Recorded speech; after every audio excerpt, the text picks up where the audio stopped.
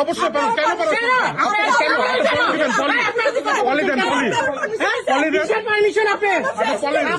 Permission আপনার পলি দিবেন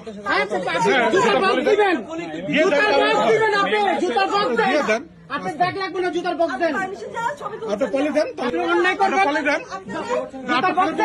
কেন কাস্টমারের সাথে জুতার বক্স দেন আপনি কাস্টমারের সাথে খারাপ ব্যবহার করতেছেন কেন আপনি কাস্টমারের সাথে খারাপ এই যে আপনি হাইপার হচ্ছেন ফাইজলামি করে আপনি কাস্টমারের সাথে হাইপার হচ্ছেন কাস্টমারের সাথে কিভাবে ব্যবহার করেন আপনি জানেন খারাপ ব্যবহার করতে পারেন না।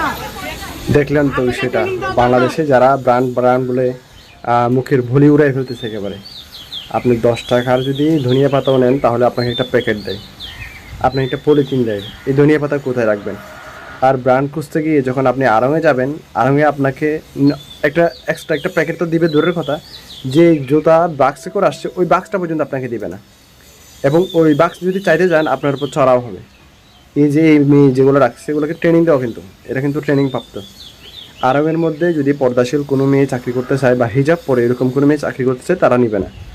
আরবের মধ্যে দাঁড়িয়ে থাকলে ওই আমরা 2-3 বছর আগেও কিন্তু এই বিতর্কতা দেখেছিলাম যে দাঁড়িয়ে থাকার কারণে হচ্ছে আরঙে ইন্টারভিউ নেয় নাই। চাকরি তো দূরের কথা, চাকরি দেওয়া দূরের কথা, ইন্টারভিউ হবে না কারণ তার মুখে দাঁড়িয়ে আছে।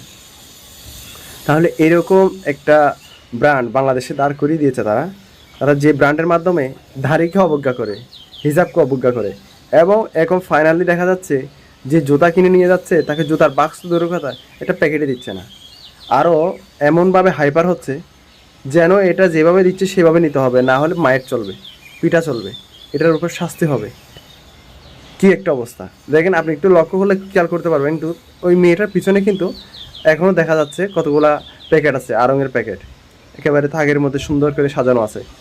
সাজানো থাকার পরেও কিন্তু ওই প্যাকেট দিবে না।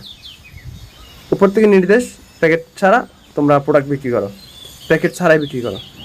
এটা কোন ধরনের আইন, কোন ধরনের লজিক আমার মাথায় আসে না।